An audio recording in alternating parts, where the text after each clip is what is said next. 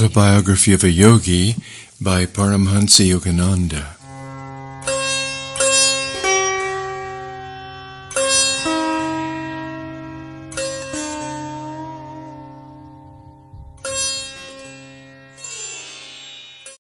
Chapter 8.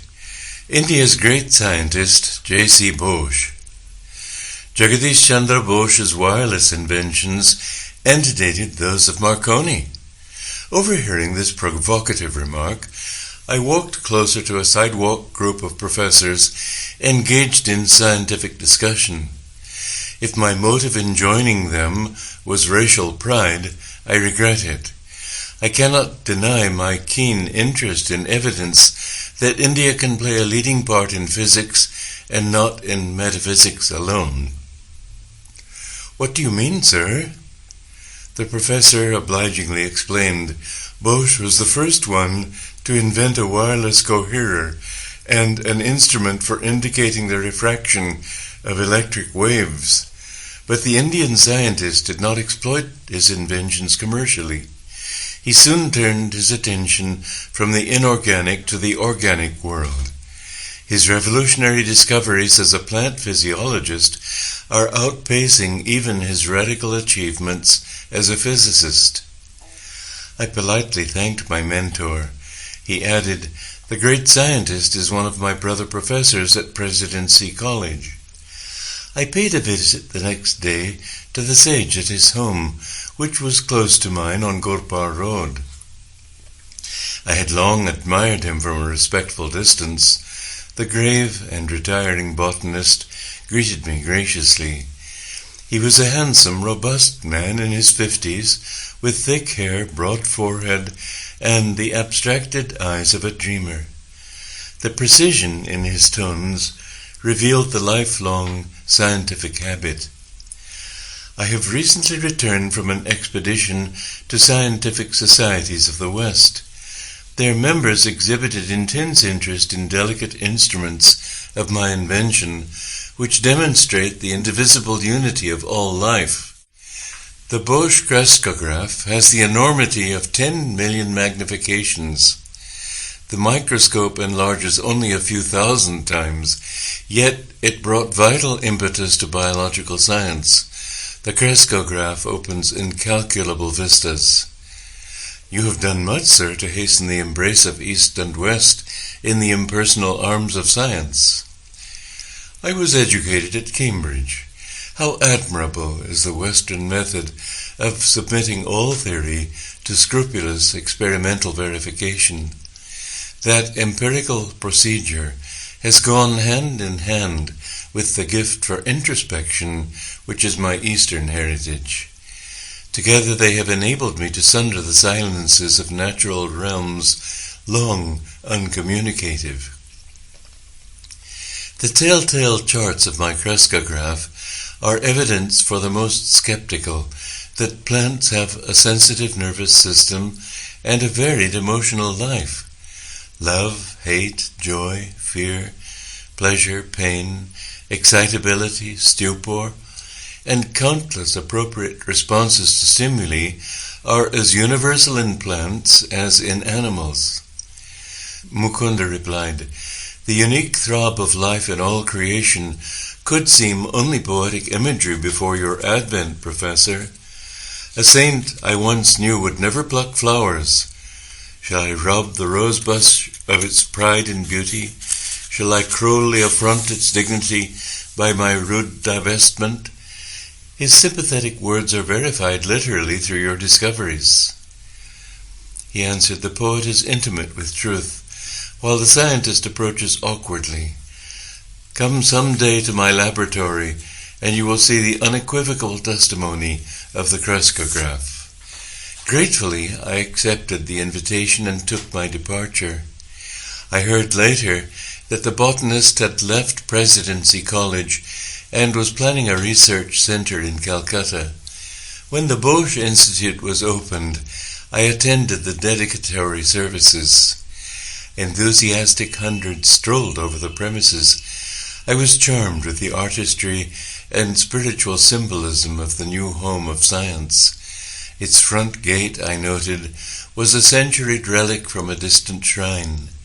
Behind the lotus fountain, a sculptured female figure with a torch conveyed the Indian respect for woman as the immortal light-bearer.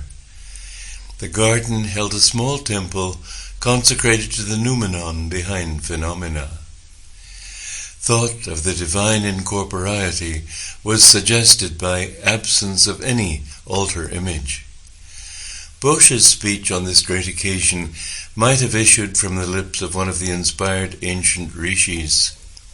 Quote, "I dedicate today this institute as not merely a laboratory but a temple."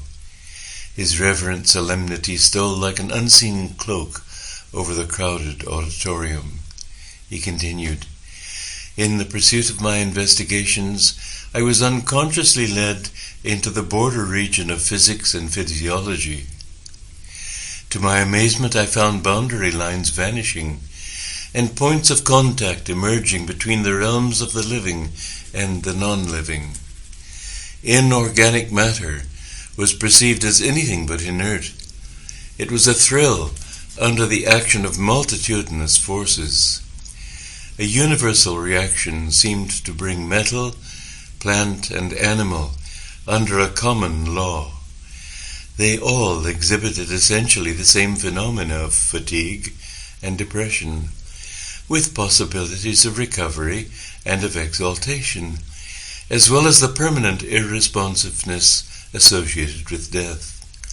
Filled with awe at this stupendous generalization, it was with great hope that I announced my results before the Royal Society, results demonstrated by experiments.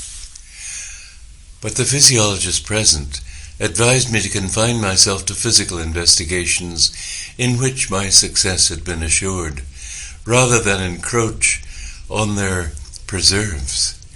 I had unwittingly strayed into the domain of an unfamiliar caste system and so offended its etiquette. An unconscious theological bias was also present, which confounds ignorance with faith. It is often forgotten that he who surrounds us with this ever-evolving mystery of creation has also implanted in us the desire to question and understand. Through many years of miscomprehension, I came to know that the life of a devotee of science is inevitably filled with unending struggle. It is for him to cast his life as an ardent offering regarding gain and loss, success and failure as one. In time, he continued, the leading scientific societies of the world accepted my theories and results and recognized the importance of the Indian contribution to science. Can anything small or circumscribed ever satisfy the mind of India? By a continuous living tradition and a vital power of rejuvenescence, this land has readjusted itself through unnumbered transformations.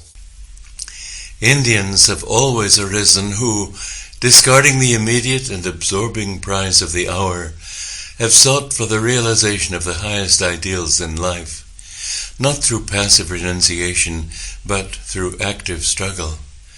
The weakling who has refused the conflict, acquiring nothing, has had nothing to renounce. He alone, who has striven and won, can enrich the world by bestowing the fruits of his victorious experience.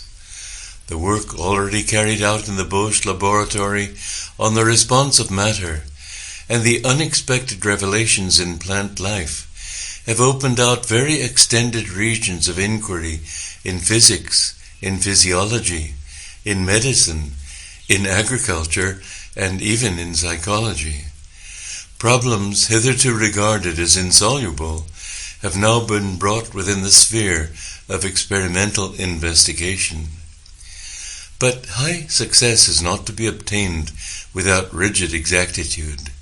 Hence the long battery of supersensitive instruments and apparatus of my design, which stand before you today in their cases in the entrance hall.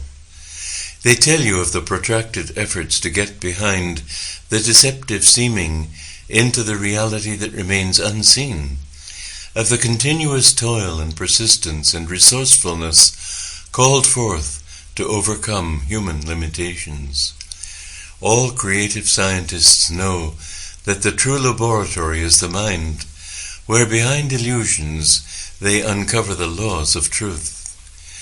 The lectures given here will not be mere repetitions of second-hand knowledge. They will announce new discoveries, demonstrated for the first time in these halls. Through regular publication of the work of the Institute, these Indian contributions will reach the whole world. They will become public property. No patents will ever be taken. The spirit of our national culture demands that we should be forever free from the desecration of utilizing knowledge only for personal gain. It is my further wish that the facilities of this institute be available, so far as possible, to workers from all countries. In this, I am attempting to carry on the traditions of my country, so far back as 25 centuries. India welcomed to its ancient universities at Nalanda and Taxila scholars from all parts of the world. Although science is neither of the East nor of the West, but rather international in its universality, yet India is specially fitted to make great contributions. The burning Indian imagination, which can extort new order out of a mass of apparently contradictory facts, is held in check by the habit of concentration. This restraint confers the power to hold the mind to the pursuit of truth with an infinite patience." End quote. Tears stood in my eyes at the scientist's concluding words. Is patience not indeed a synonym of India, confounding time and the historians alike? I visited the research center again soon after the day of opening. The great botanist, mindful of his promise, took me to his quiet laboratory. He said, "I will attach the crescograph to this fern. The magnification is tremendous. If a snail's crawl were enlarged in the same proportion, the creature would appear to be traveling like an express train." End quote. My gaze was fixed eagerly on the screen, which reflected the magnified fern shadow. Minute life movements were now clearly perceptible. The plant was growing very slowly before my fascinated eyes. The scientist touched the tip of the fern with a small metal bar. The developing pantomime came to an abrupt halt, resuming the eloquent rhythms as soon as the rod was withdrawn. "You saw how any slight outside interference is detrimental to the sensitive tissues," Bosch remarked. "Watch. I will now administer chloroform and then give an antidote." The effect of the chloroform discontinued all growth. The antidote was revivifying. The evolutionary gestures on the screen held me more raptly than a movie plot. My companion, here in the role of villain, thrust a sharp instrument through a part of the fern. Pain was indicated by spasmodic flutters. When he passed a razor partially through the stem, the shadow was violently agitated, then stilled itself with the final punctuation of death.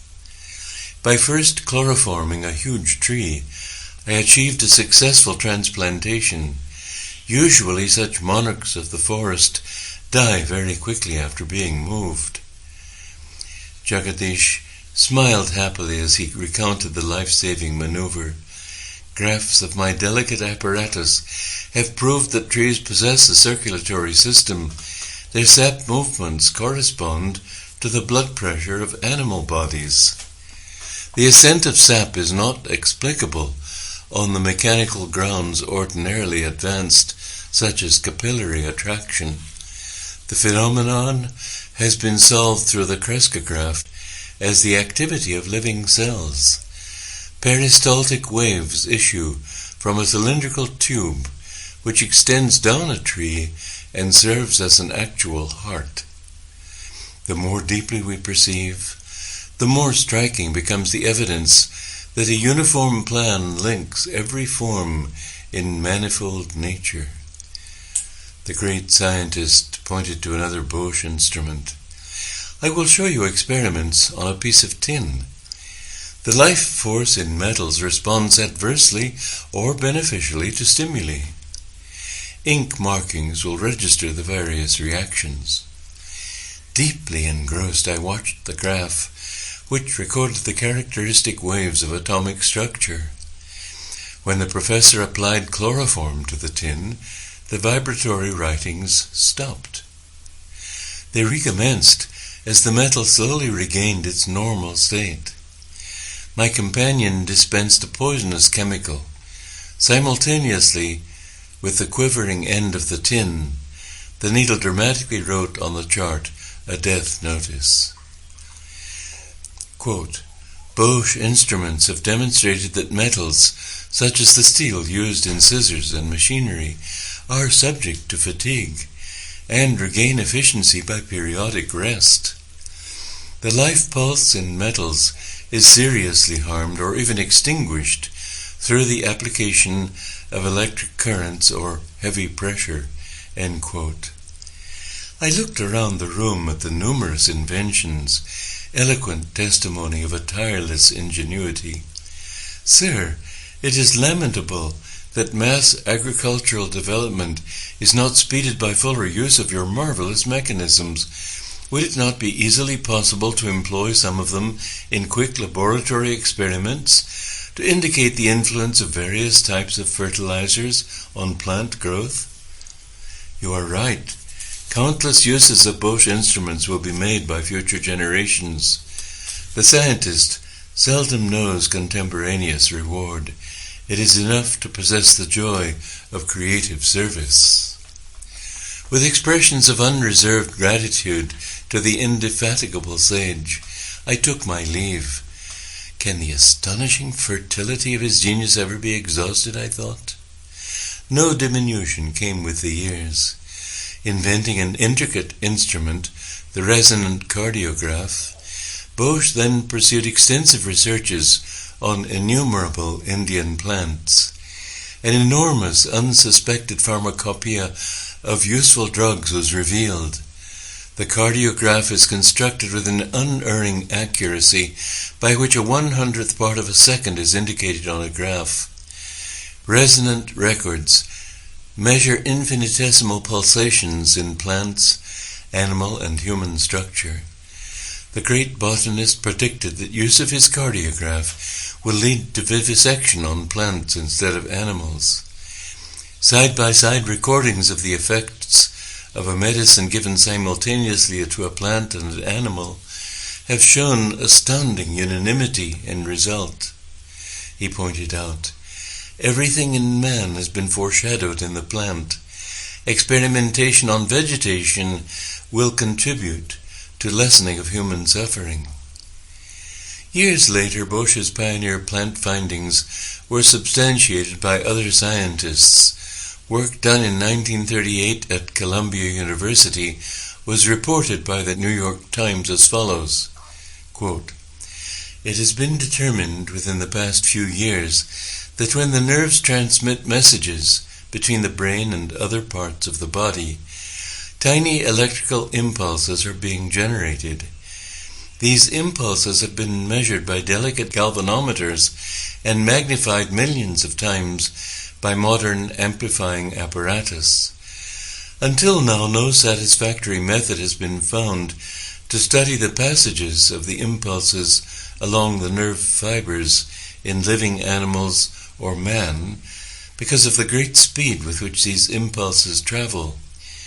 Doctors K.S. Cole and H.J. Curtis reported having discovered that the long single cells of the freshwater plant Nitella, used frequently in goldfish bowls, are virtually identical with those of single nerve fibers.